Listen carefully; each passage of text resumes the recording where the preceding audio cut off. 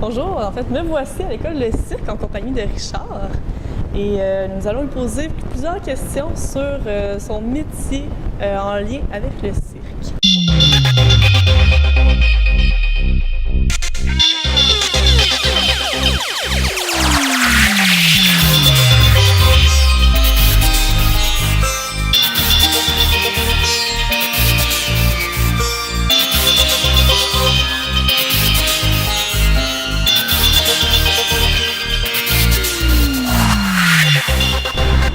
Bonjour Richard. Bonjour. Pour commencer, comment avez-vous eu l'envie de pratiquer ce métier? En fait, c'est comme un rêve de petit garçon que j'avais à la télé dans le temps des fêtes. Il y avait toujours des émissions de cirque qui passaient et tout ça. Et il fallait vraiment pas qu'on me dérange pendant que j'écoutais ces émissions-là. Et c'était le rêve de petit garçon, dans le fond. Quelles sont les études que vous avez dû faire pour arriver à votre métier? Pour les études, dans le fond, j'ai commencé par la formation à l'école de cirque de Québec. Mais sinon, j'avais fait un peu de danse aussi. J'ai eu une formation, des stages de danse, des trucs comme ça. J'avais fait plusieurs sports qui m'ont aidé en fait au cirque, mais sinon, j'ai fait 4 ans de formation à l'école de cirque de Québec, qui était pas un DEC à l'origine, parce que ça n'existait pas encore à l'époque. Et mais c'est ça par la suite dans le fond. Et donc c'est 2 ans de perfectionnement dans le sens. J'ai fait 1 an de sport-études puis 1 an de spécialité. OK, mais c'est pas si longtemps pour tout ce que ça donne, finalement. 4 ans pour toute la forme physique que ça prend, puis l'endurance et tout, là, c'est quand même impressionnant. Est-ce qu'il y a eu d'autres expériences qui vous ont particulièrement aidé à vous développer dans cette profession? Oui, ben c'est ça. Dans le fond, le monde de la danse m'a aidé énormément. J'ai fait 1 an avant de commencer le cirque dans le monde de la danse, donc on a eu des stages de différents styles de danse. C'est là que j'ai appris beaucoup à prendre possession d'une scène, l'espace scénique, des trucs comme ça. Puis ben c'est pour juste avoir le feeling avec un public, avoir un échange entre artistes et entre le public, c'est vraiment le milieu de la danse qui m'a aidé énormément. Puis retenir des chorégraphies, retenir des choses rapidement, c'est ce qui m'a amené énormément pour le cirque. Et tout le côté artistique, quand même, on reste que oui, on est des athlètes, mais on est des artistes aussi, donc il faut interpréter. Puis moi, c'est vraiment le monde de la danse qui m'a aidé là-dessus. Ouais, puis ça t'a aidé à rendre à l'aise aussi avec tout ça, parce qu'il y a vraiment beaucoup d'éléments à suivre, là, c'est incroyable. Oui, énormément. Dans le fond, ben, tout ce qui est coordination et bouger sur la musique, se souvenir des choses, tout en faisant d'autres choses en même temps. Oui, ça a aidé. Beaucoup de concentration, finalement. Avez-vous des modèles ou des gens qui vous ont inspiré pour ce métier-là? Point de vue modèle, ben, comme je disais tout à l'heure, l'inspiration, pourquoi j'ai commencé à faire du cirque, c'était vraiment le rêve de petit garçon. Fait que c'est les artistes que j'ai vus à la télévision, les peu d'artistes de cirque que j'avais pu voir sous chapiteau aussi, puisqu'on s'entend qu'au Québec, on n'en avait pas beaucoup. Mais ouais, ça a été mes modèles, mais sinon, je pourrais pas vraiment mentionner de nom, de dire « Ah, parce qu'il n'y a pas de grande vedette dans le monde du cirque que la population peut connaître. » Ça, c'est sûr.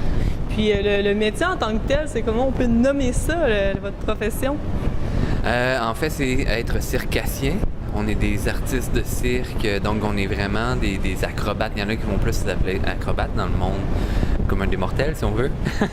Mais sinon, on va être plus considéré circassien dans le monde de la scène, complètement.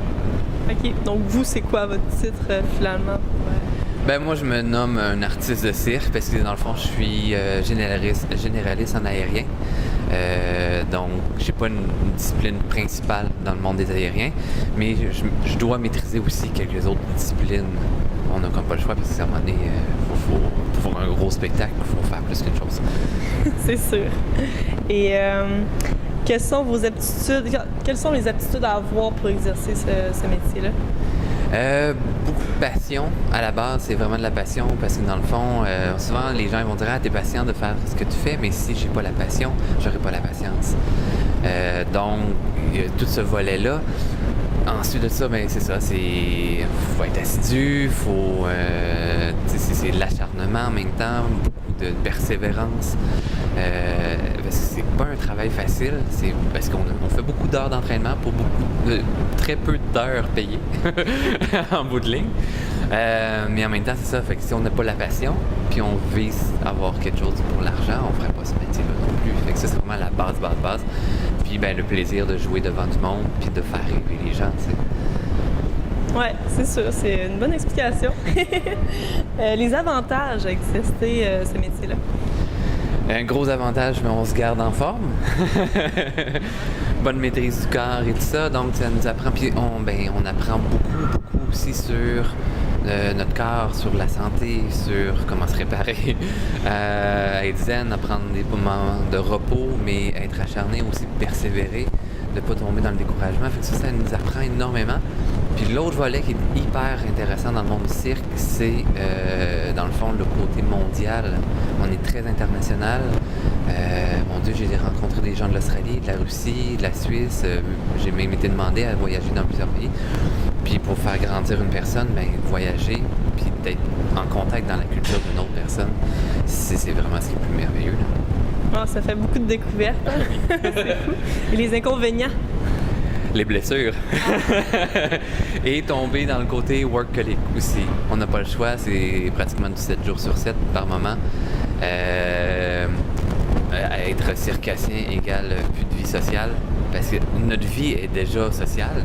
On travaille dans le public, nos amis sont dans le monde du cirque et tout ça, mais ça fait qu'on est 7 jours sur 7 ou presque 24 heures sur 24 dans le monde du cirque. Comment pour les gens qui sont pas dans cet univers-là, ça peut être prochain. Ah oui, c'est ça. C'est dur de se mettre dans la peau de l'autre. Et une journée type dans votre profession, ça ressemble à quoi? Journée type, lorsqu'on n'est pas en contrat, fait que la majorité, on a un travail à côté ou des trucs comme ça, mais il reste qu'il faut quand même s'entraîner pour garder la mise en forme, pour améliorer les numéros.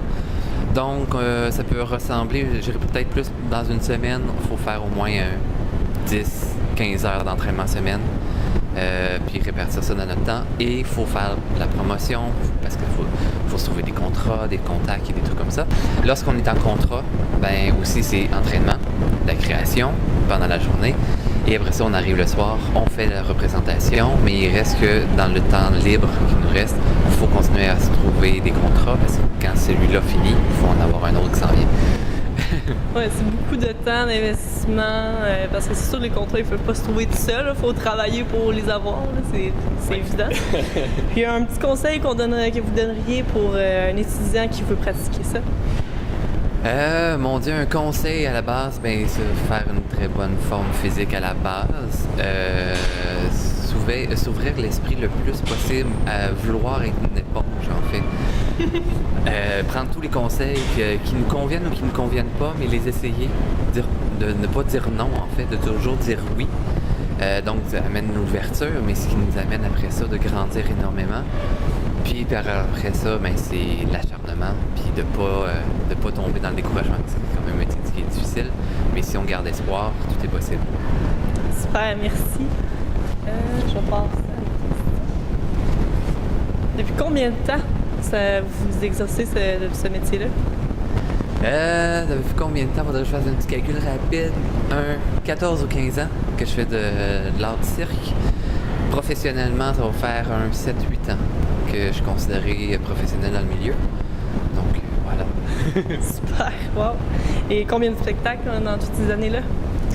Et voilà, avant que je sois considéré professionnel, je faisais déjà quelques contrats, que ce soit en danse ou que ce soit dans le monde du cirque, et je faisais des animations et tout ça.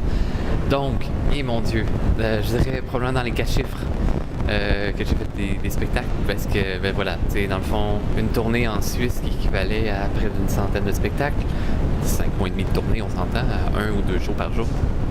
Avec Cirque du Soleil, c'est les 2 premières étés de Chemins Invisibles, fait que ça fait quand même déjà beaucoup.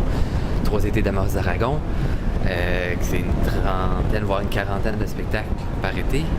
J'ai joué en Allemagne, fait que tu sais, c'est... Ouais. OK, c'est assez complet, oui. Est-ce qu'il y a eu d'autres disciplines à travers ça, ou c'est la seule? Je suis principalement, ben c'est ça, dans le fond, généraliste en aérien. Donc, j'ai 2 prestations qui sont vraiment que je vais vendre et tout ça, qui est l'échelle aérienne, qui est un appareil que j'ai créé moi-même. Et j'ai un tissu, un numéro qui est dans un tissu aérien et tout ça, mais sinon, je vais faire aussi trapèze, cerceau, sangle, j'ai un numéro de cordélistes du haut aussi maintenant.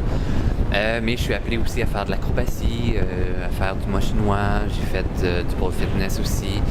J'ai fait de la danse, c'est sûr. Je suis comédien également, marionnettiste. C'est tout ce que je mixe également dans les spectacles. Donc souvent, c'est dans les heures que ça se passe, si je comprends bien, là. C'est quoi la chose la plus plaisante à faire? Créer, faire rêver les gens, amener les gens dans un monde de rêve. Les gens ont besoin de rêver, on est trop dans le quotidien de on doit fournir, on doit ramener une paye à la maison, mais on oublie de rêver. Fait que ça, c'est vraiment amener la petite étoile dans les gens. C'est vraiment le plus important pour moi. Les motiver à être créatifs, probablement aussi. Ouais. Puis de rêver. Là. Ouais, surtout rêver. Oui. Et en terminant, est-ce qu'il y aurait eu un autre métier que vous auriez aimé faire à part s'il n'y avait pas eu le cirque?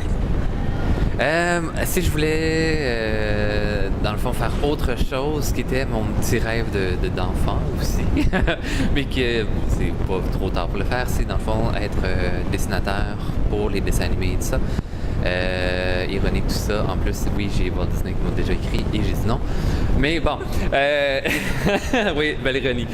Mais oui, fait que oui, être dessinateur, ça, je suis illustrateur un peu dans la vie également. Fait que oui, si j'avais pas connu le cirque, je serais probablement illustrateur et à temps plein ou faire du dessin animé. Ouais. Tout ce qui est créatif, dans le fond, ça rejoint, là, évidemment. Ah, mais super, merci beaucoup.